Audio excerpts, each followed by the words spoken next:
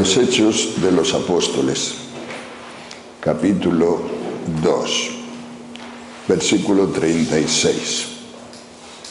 Sepa pues con certeza toda la casa de Israel que Dios ha constituido Señor y Cristo a este Jesús a quien vosotros habéis crucificado. Al oír esto, dijeron con el corazón compungido a Pedro y a los demás apóstoles: ¿qué hemos de hacer, hermanos?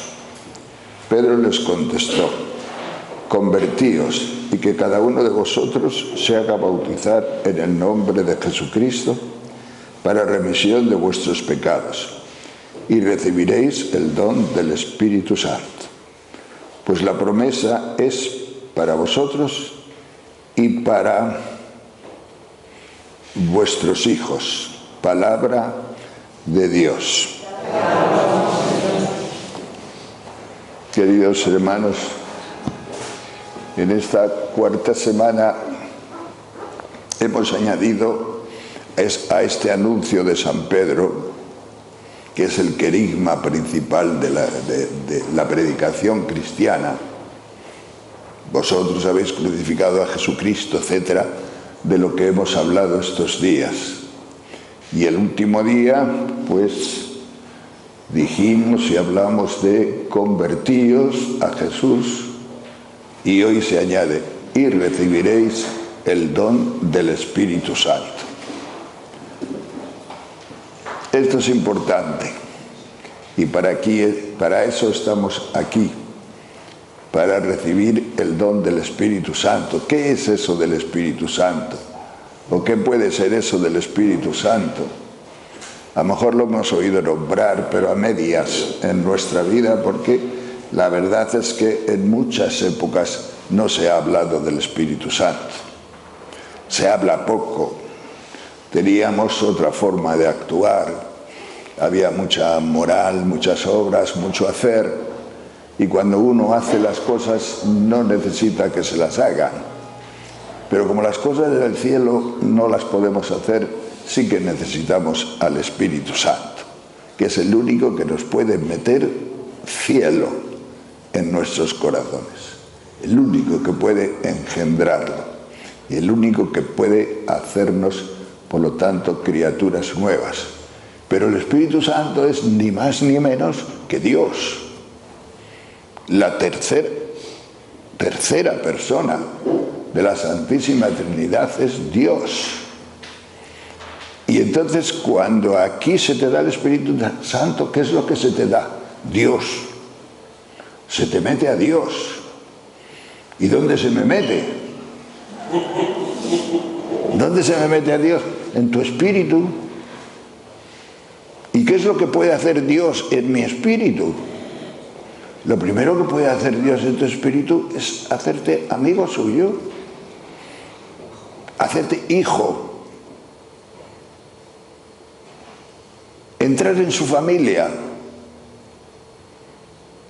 Y claro, si tú logras tener experiencia de esto, dime tú si no es importante llegar hasta ahí, llegar hasta este don, hasta esta gracia enorme. Ahora bien, para entender bien todo el cristianismo, tenemos que darnos cuenta de que ese chute de Dios, o llámalo como te dé la gana, esa inyección, ese fluido de Dios que entra en tu corazón, no entra así bobilis, porque tú seas no sé qué. No. No entra en directo en ninguno de nosotros. Es a través de Jesucristo. Es a través del hombre Jesús, muerto y resucitado. Es a través de su sangre que sucede en ti el Espíritu Santo, que viene a ti el Espíritu Santo, y que el Espíritu Santo, por lo tanto, dentro de ti, pues te hace hijo de Dios, te hace una criatura nueva. Por eso podemos decir que el Espíritu Santo viene a través de Jesucristo. Se puede decir, está bien dicha la frase teológicamente, Pero también se puede decir que el Espíritu Santo nos viene por Jesucristo. O con otras palabras, que es el Espíritu de Jesucristo. El Espíritu de Jesucristo, el Espíritu del hombre Jesús, traspasado de Dios. Pablo llega a decir que nada menos que Jesús, el hombre Jesús, en él habita corporalmente. Corporal, Dios no es cuerpo. Habita corporalmente la plenitud de la divinidad. Cuando estamos hablando del hombre Jesús, estamos hablando también de esa inhabitación corporal total de Dios dentro de nosotros. Pues bien, estas son palabras altas, si queréis, pero la realidad es muy sencilla. La realidad es mucho más sencilla. Y nosotros, pues claro, se nos tienen que dar las cosas más sencillas, si no, esta realidad alta nos sirve como para poco. Y entonces, ¿cuál es la realidad en la que nos mete a nosotros? ¿O qué experiencia necesitamos nosotros? ¿O qué manera de ponernos delante de Dios? Porque tú dirás, ¿y qué hago yo? ¿Y qué hago yo para que venga este Espíritu? ¿Qué hago yo? ¿Qué puedo hacer yo? ¿Dónde me coloco? Porque hay que saber colocarse delante de Dios, si no, no te... esto, a contraluz. Pues no, es que colocarte a la luz. Y entonces, pues, sucederá, como digo, dentro de ti. ¿Qué puedo hacer yo? Una de las cosas más bonitas que se descubre cuando el Espíritu Santo viene a una persona es la necesidad de la pobreza. La necesidad de ser pobre. No penséis en dinero. No penséis en cosas de este mundo, en pobrezas de este mundo, de los pobres, los ricos, los clase media. No penséis en nada de eso. No estamos en esa onda. Por lo tanto, fuera todo eso. Se trata de la pobreza de espíritu. Se trata de una pobreza interior o de una postura interior en tu alma que te lleve a poder acoger este don o esta venida del Espíritu Santo, porque es que resulta que podemos frenar al Espíritu Santo, que podemos, pues, impedir la llegada del Espíritu Santo. Ninguno de nosotros se puede salvar, porque la salvación es de otro orden, de otra dimensión, imposible que nosotros nos podamos salvar, no podemos, pero sí nos podemos condenar, porque la condenación consiste fundamentalmente en mirar para otro lado, en no ponerte de frente, en no asumir para nada la acción de Dios con la que Él te quiere hacer hijo, con la que Él te quiere hacer de su familia. Y esa acción de Dios pues se llama Espíritu Santo. Por eso Jesucristo dijo, todos los pecados se perdonan a los hombres. Todos los pecados se pueden perdonar menos uno, el pecado contra el Espíritu Santo. Ese no se puede. ¿Y qué pecado es contra el Espíritu Santo? El cerrarte, el no dejarle penetrar, el no tener ningún interés en todo esto, en ir por la vida de otra forma, de tal forma que llega a ti, pues, o no llega. Y claro, pues, tú no eres pobre. Si eres pobre, el Espíritu Santo se las arregla para llegar a tu corazón. Y si tú no lo notas, ¿cuántos miles de millones de personas que no son ni cristianas en el mundo tendrán el Espíritu Santo fuerte en el corazón? ¿Cuántos? Seguro que muchísimos, a lo largo de toda la historia de la humanidad. Pero te puedes cerrar con tu rechazo, te puedes cerrar con tus obras, te puedes cerrar precisamente no aceptando esta venida del Espíritu Santo. Había un cura, un párroco, en un sitio de cuyo nombre no quiero acordarme, como dice el Quijote, un día le preguntaron a este párroco, pero ¿usted piensa que los carismáticos están locos? Y el párroco dijo, yo no sé si los carismáticos están locos. Lo único que sé es que todos los locos de mi parroquia están en los carismáticos.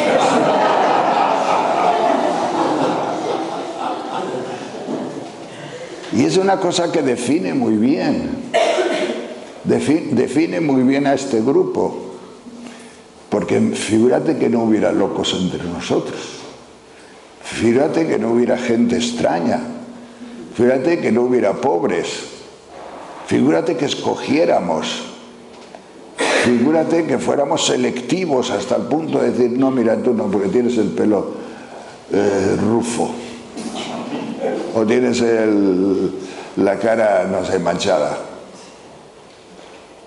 No se puede ser selectivo porque dejas de ser pobre. Entonces, el talante, digamos, de una comunidad como esta, es el talante de que no es lo nuestro lo que va a contar para que esto continúe. No es mi riqueza, ni mi sabiduría, ni qué bueno. Esto mientras esté tal persona en Maranata, esto va para adelante. Pero nada más que esa persona desaparezca, eso no es el talante de una comunidad como esta. Eso no es pobreza. La pobreza es de otra forma. Figuramos cómo está la Iglesia en este momento, cómo está el mundo, pero cómo está la Iglesia también de mal. Al Papa le atacan por todas partes, tiene unas oposiciones, una cantidad de mal que, bueno, es como para morirse, ¿no? Pero digo yo, ¿vosotros creéis que el Papa cuando se acuesta por la noche se acuesta con angustia? ¿Imagináis si se... Yo imagino que no.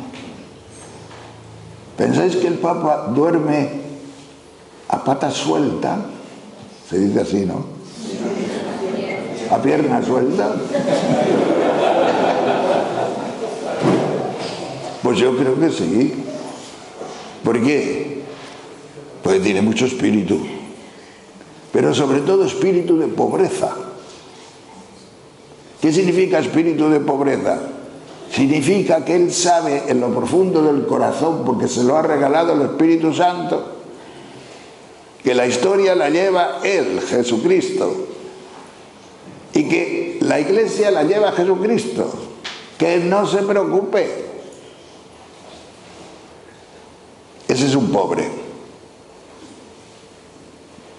Esa pobreza es muy interesante porque sencillamente es pobre de espíritu. Si no, menudo lío para poder aguantar y para poder resistir esas cosas. Me estoy acordando en este momento del fundador de los dominicos, Santo Domingo de Guzmán, natural de Burgos, de Caleruega. Para los que no lo sepáis, que Santo Domingo fundó su orden allá por el año 1200 y pico, del siglo XIII, un siglo precioso, un siglo... Yo pienso que es el siglo más moderno que ha habido en toda la historia. El más moderno. ¿Qué significa un siglo moderno? Pues un siglo con ganas, un siglo con esperanza, un siglo con ganas de progreso, un siglo de búsqueda de novedades, que no mira para atrás, sino que mira para adelante. En aquella época nacieron las universidades, en aquella época nació el gótico con esas grandes catedrales, en esa época la burguesía empezó a revitalizarse, bueno, todo un mundo. Y Santo Domingo, pues, tenía 16 frailes, solo, después de predicar mucho, y no creáis que muy buenos, bastante toscos algunos, sobre todo un navarro, muy toscos. Digo un navarro porque tuvo sus aquellas con él. Y entonces, pues, cuando todo estaba tan mal, cuando parecía que eso, porque tenía grandes amigos Santo Domingo, tenía a Simón de Montfort, que era el general de los generalísimos, tenía al arzobispo de Tolosa, de Toulouse, tenía todo, y a Santo Domingo no se le ocurre otra cosa nada más que coger 4 frailes a París, a la Sorbona, a la universidad, 4 frailes a Bolonia, a la Universidad de Bolonia, que fue la primera universidad del mundo, otros 4 frailes a Madrid. A Madrid. Faltaban 3 siglos para que Madrid fuera la capital de España. ¿Cómo se le ocurrió? Si lo hubiera enviado a León o a Burgos o a Toledo, que es donde estaban los reyes, entonces, pero no, a Madrid. Y 4 frailes se quedaron con él. Y ya está. Haced lo que el Espíritu Santo os diga. Eran medio, no voy a decir tontos porque no es la palabra, pero debiluchos en formación. Y los manda a las universidades, porque la orden de los dominicos tenía que ser una orden, pues eso, de estudio y predicación. ¿Y qué sucedió? Pues que a los 2 años convoca un capítulo general y aparecen 40 frailes. ¡Qué bien! 40 frailes de distintos sitios donde ya había conventos fundados, todavía sin instituciones, todavía sin normas, todavía sin constituciones, pero ya 40 frailes dominicos. Y entonces quedaron que para el año siguiente habría otro capítulo. Y a mí siempre me maravilla lo que hizo Santo Domingo en ese año. Porque claro, si hubiera sido yo, que no soy pobre, pues hubiera montado una oficina en Bolonia, que era el centro, me hubieran inventado el WhatsApp y hubiera, no sé, hubiera conectado con todos los conventos que iban naciendo en Europa para ver cómo iban, para animarles y para darles un poco de esto, ¿no?, de dominicanismo. ¿Pero qué hizo Santo Domingo? Santo Domingo se marchó a Lombardía todo el año predicando sin parar un momento. Ni oficina, ni le importó un pepino todo lo que eso. ¿Por qué? Porque el Espíritu Santo lo hace. Esto no es obra mía, esta no es mi guerra. Allá películas en el Señor. Pero es que eso te pasa a ti también si tienes un poco de fe. Dices, no, si mi guerra es del Señor. Se reúnen en Pentecostés de nuevo, segundo capítulo, 80 frailes, el doble. Y ahí ya se dieron normas, se dieron reglas, se dieron todo, se dieron las constituciones. Pero no creáis que cualquier constitución. Os he de decir una cosa, de las constituciones de los dominicos han copiado todas las constituciones del mundo. La de los americanos, la de todas. Tenemos 2 cámaras, Congreso y Senado. El capítulo sobre la elección y los electores y los elegibles no se ha tocado desde Santo Domingo en 8 siglos. Figuraos qué democracia. Figuraos que era un genio Santo Domingo, sí, pero con Espíritu Santo, con mucho Espíritu Santo. Y ya al año siguiente se murió. Al año siguiente, bueno, no al año siguiente, a los 2 o 3 meses del segundo capítulo, se murió tan tranquilo, esto no es mío, y claro que no era suyo, porque lo hace el Espíritu Santo. Pues esa obra del Espíritu Santo es el talante al cual nos va a meter la efusión del Espíritu Santo, a creer por encima de nosotros, a esperar por encima de nosotros, por encima de nuestras esperanzas, por encima de nuestros cálculos, porque los cálculos de los hombres, los cálculos humanos, pues no suelen contar con el Espíritu Santo. Suelen estudiar no en la facultad de teología, suelen estudiar en la facultad de matemáticas o de algo eso, los cálculos humanos. Pero los cálculos que van en la línea del Señor, pues son y tienen la mayor fuerza y el mayor poder en la gracia del Espíritu Santo. Y diréis, qué bonito de los santos. Ay, no, es que no es de los santos. Lo interesante aquí es que tú eres el paciente. Esto sucede en ti, esto tiene que suceder en ti. Esto es algo que está ahí y que sencillamente el Señor te lo va a regalar. Y dices tú, pero es que yo soy débil, es que yo tengo ángel de Satanás, es que yo tengo muchos pecados, es que yo soy muy pecador, es que mi vida no tiene nada que ver con ese rosa bello que usted nos está pintando en este momento.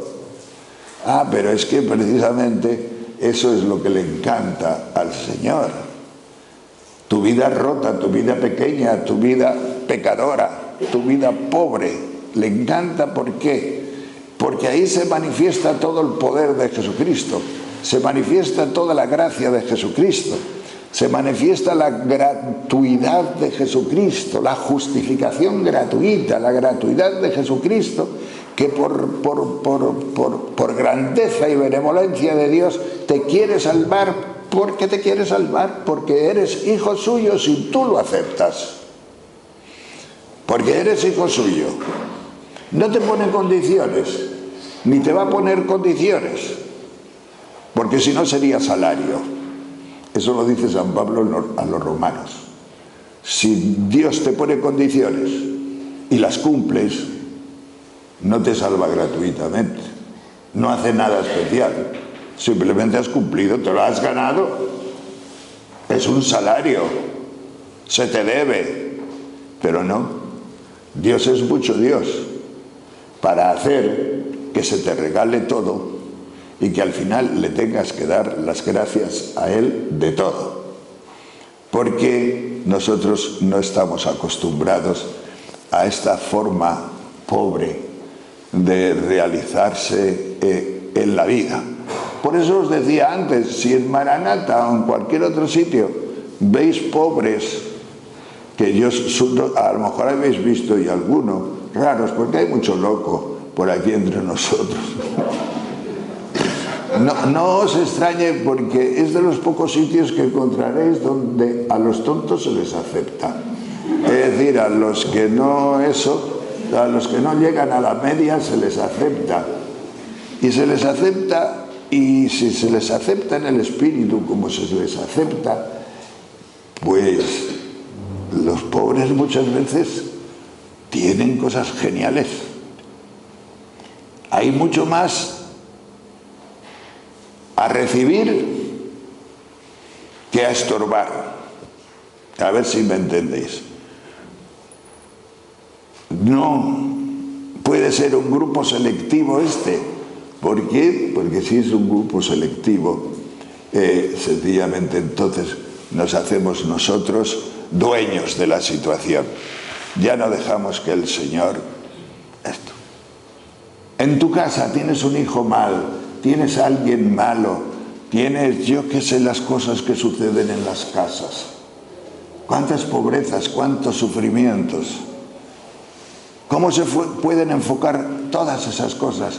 Pues de dos maneras muy claras. O con Espíritu Santo o sin Él. Si no tienes Espíritu Santo, pues no tienes más remedio que agarrarte a lo que puedas para salir adelante. Y a veces pues logras algo, otras veces no logras nada, y sobre todo de paz interior, de paz en el corazón. Pero si tienes el Espíritu Santo, hay muchas cosas que, como la orden de predicadores, el Señor va haciendo en tu propia familia, y resulta que el más pobre de tu familia, como puede ser un hijo que nace mal, como puede ser un down que dicen, como pueden ser no sé qué y no sé cuántas cosas, resulta que el Espíritu Santo te lo transforma y hace que sea el tesoro de la casa, lo más bello que pueda haber en tu casa. Eso es pobreza. Eso es una pobreza del Espíritu Santo. Los de fuera, que no tienen esa dificultad, que no tienen ese sufrimiento, pueden decirte, pero ¿cómo puedes aguantar? ¿Cómo puedes aguantar el estar así? ¿Cómo puedes aguantar a ese hijo así? ¿Cómo puedes? Pues se puede cuando hay ese don de Dios, cuando hay ese Espíritu Santo, cuando hay esa gracia de Dios. Yo siempre cuento, cuando doy esta charla, me da vergüenza contarlo porque lo he contado tantísimas veces, pero cada vez que no quiero contarlo, el Señor me riñe. Y me dice, yo te he dado esa parábola para que la cuentes. Si te da vergüenza, que te dé. Bueno, se trata de una parábola que iba yo una vez en el tren a ver a mi madre, camino de León. Y bueno, pues antes de llegar a Ávila me mareé. Esto de los mareos en mi familia es bastante común. Somos muy mareones todos. Yo he montado cada numerito en aviones, en casas particulares. Cuando era joven nadie se asustaba, pero los mareos de 60 años para arriba, para todo el mundo ha sido un horroroso ataque al corazón. Mentira, mentira. Bueno, pues en el tren sucedía eso. Iban tres chiquillas de Santander, médicas, pero recién salidas. Y se aconsejó el revisor con ellas y le dijeron al revisor que a mí me había dado un ataque al corazón. Y entonces yo le expliqué al revisor el ADN mareante de mi familia, pero no me hizo caso. Bajo mi responsabilidad usted no puede seguir en este tren. Y entonces cuando llegué a Ávila con mi bolsa, pues ya me pararon, me hicieron bajar. Había incluso dos filas de ferroviarios, ninguno me cogió la bolsa. Me hicieron pasar por la oficina del jefe y a la otra parte había una ambulancia. Me metieron en la ambulancia y ya pues a la Seguridad Social. Y llegué a la Seguridad Social, qué sé yo creo que una señora me estuvo examinando por lo menos 4 horas o 5. Y después de examinarme 4 horas o 5 médicamente me dice, pues yo creo que no ha habido ataque al corazón. Digo, vaya. Dice, pero de todas formas tiene usted que quedarse en observación. Pero con la mala suerte de que fue el día 12 o 13 de octubre y al día siguiente era víspera de Santa Teresa de Jesús, que es la patrona de Ávila, y al día siguiente sábado y al día siguiente domingo. O sea, en 4 días no me atendía nadie para la observación. Entonces yo tuve tiempo de vivir mi experiencia, la que me quería regalar el Señor, porque el Señor cuando se pone, pues te lo hace bien, para que entiendas la experiencia. Y cuando yo llegué a la planta sexta, me metieron en una habitación con otros 2 señores y me dieron un pijama. El pijama es de generaciones, claro, un azul raído, viejo, por el que habían pasado generaciones de enfermos. Y yo, pues, odio al pijama. Le cogí odio al pijama. Bueno, pero me acosté, me debí de dormir bien. Por la mañana cuando me levanto, porque ya me había enterado a qué hora la misa, en la planta de abajo, yo estaba en la sexta, pues me visto de calle para bajar a eso y no hago nada más que salir de la habitación. 2 enfermeras vienen. ¿Dónde va usted? A misa. Dice, pero así no. Digo, entonces ¿cómo? En pijama. Usted no se puede quitar el pijama.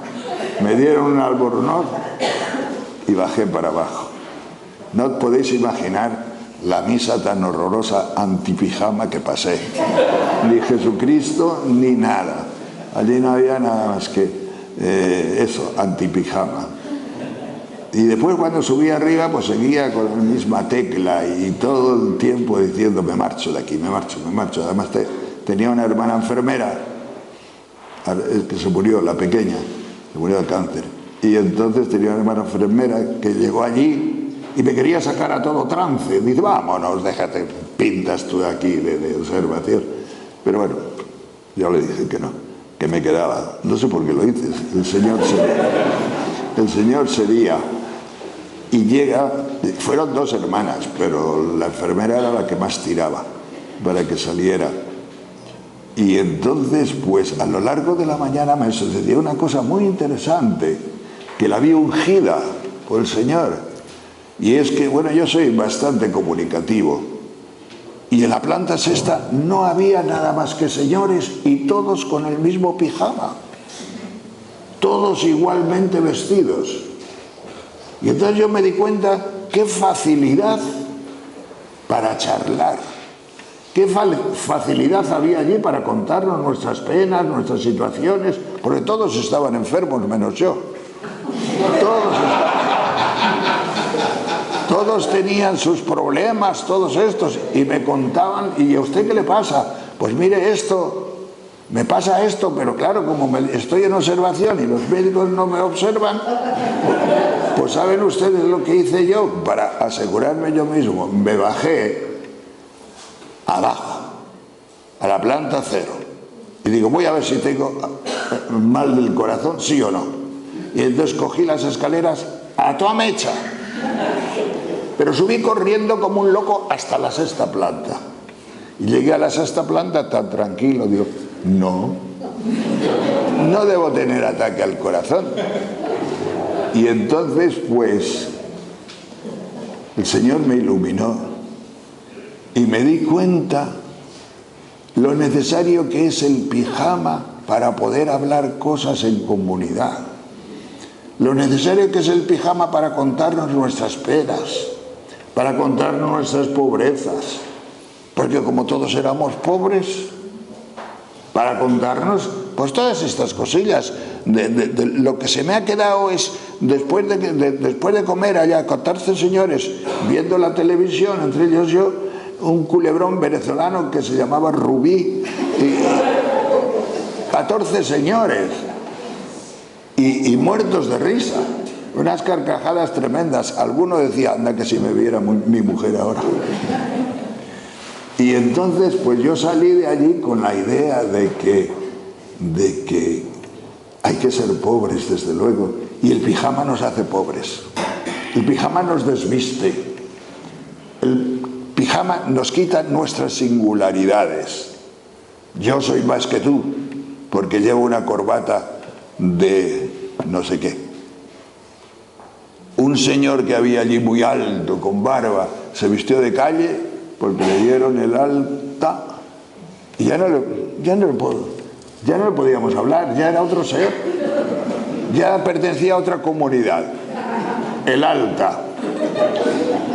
Pero los que quedábamos de baja, los que seguíamos de baja, seguíamos charlando y charlando, pues todos los días. Al final me enteré yo de todas las vidas de todos y todos se enteraron de la mía, y bueno, pues fue una comunidad que yo salí diciendo, Señor, qué bueno, vaya una lección que me has dado, porque en la comunidad, en esta comunidad y en cualquier comunidad, si no nos desvisten un poco, si no nos desnudamos un poco, si no abdicamos un poco de todas nuestras cosas, no hablamos, no podemos hablar, nos guardamos, no decimos por si acaso, todos guardamos nuestros ases en nuestras mangas, es decir, cerramos la comunión al Espíritu Santo, cerramos la comunión de los unos para con los otros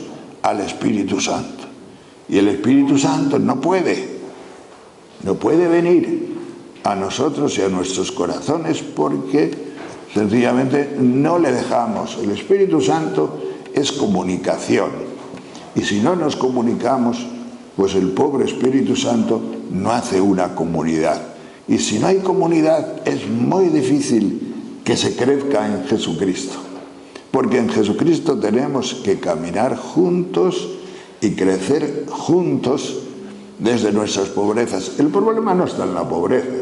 El problema no está en que tú, pues no sé, vengas muchas cosas un poco rarillas. El problema está en que no podemos los demás ayudar y estar contigo y Dios demostrarte tu amor, su amor y su cariño si no hay, pues entre nosotros, esa facilidad de comunicación. Yo cuando entré en la renovación carismática y oía a alguna persona decir, si le daba un cariño, le daba un beso o cualquier cosa, u otras personas, dice, ¿cómo me ha querido el Señor hoy por ti, por medio de ti? Y yo decía, yo te he dado un beso y te ha querido el Señor. ¿Cómo es eso? Yo hasta ahora si he dado un beso a una persona la quería yo, ¿no? Pero aquí no. Aquí yo daba un beso a una persona y esa persona lo recibía como de Dios. Y se lo habían yo dado sin pensar en Dios. Es que eran más buenos que yo. Tenían más conocimiento del Espíritu Santo. Pero tampoco es falso eso. Porque si hay comunión, si hay comunidad, pues sencillamente, sin pensar en Dios, porque no tenemos por qué estar pensando en Dios a todas horas, te amas de una manera especial, te quieres de una manera especial, y ahí está Dios. Como pudiera ser en un matrimonio, como pudiera ser en cualquier cosa. El matrimonio no tiene por qué estar pensando en Dios. Pero si ese matrimonio tiene fe, y vive de la fe, y viven de la pobreza del uno para con el otro, y si se aceptan en sus defectos, se aceptan en su pobreza desde la fe, pues Jesucristo está ahí. No hace falta ponerle siempre en pantalla, porque Él humildemente se mete en tus cosas, en tus amores, en tus cariños, en tu manera de educar a tus hijos, se mete en todo. Por eso es muy bello. Yo me acuerdo, yo pertenezco hace muchos años a la renovación carismática. Ahora no soy nadie, pero hubo épocas más jóvenes en que yo era pues uno de los grandes dirigentes de la renovación. Muchos años estuve en la coordinadora nacional.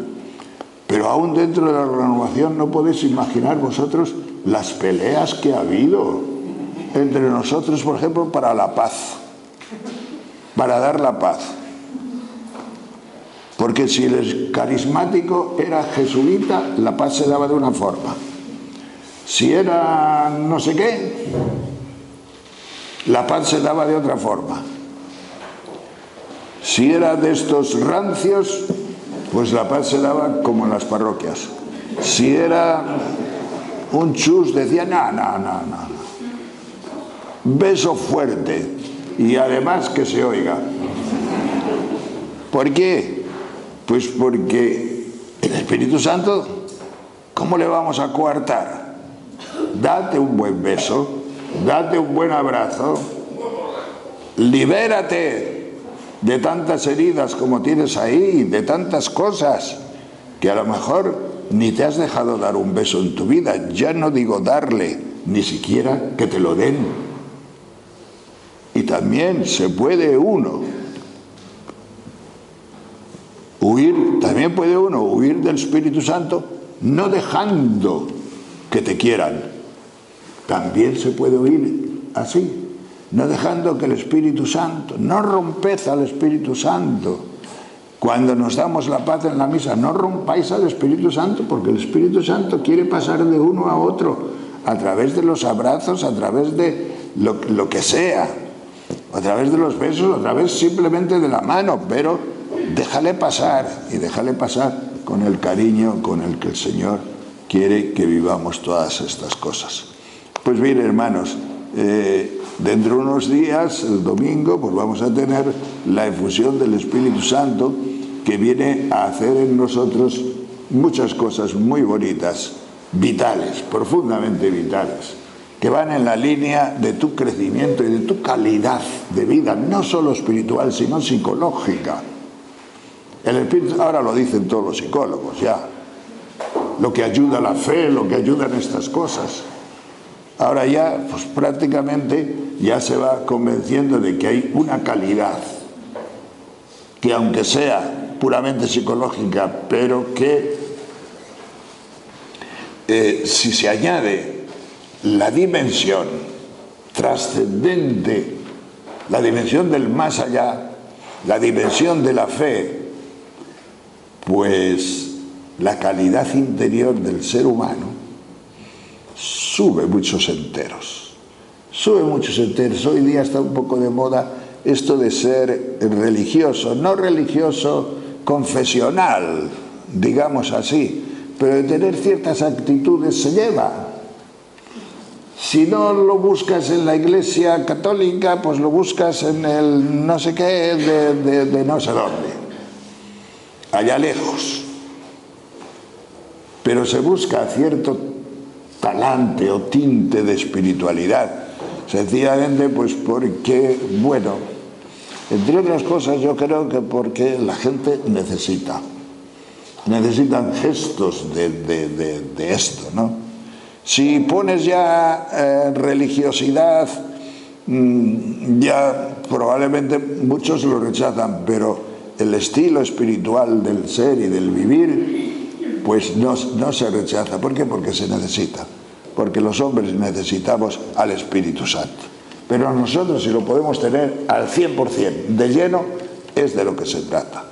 Recibir ese Espíritu Santo que desde dentro de tu corazón te va a hacer una criatura de gran calidad, nueva y de gran calidad. Gloria al Señor.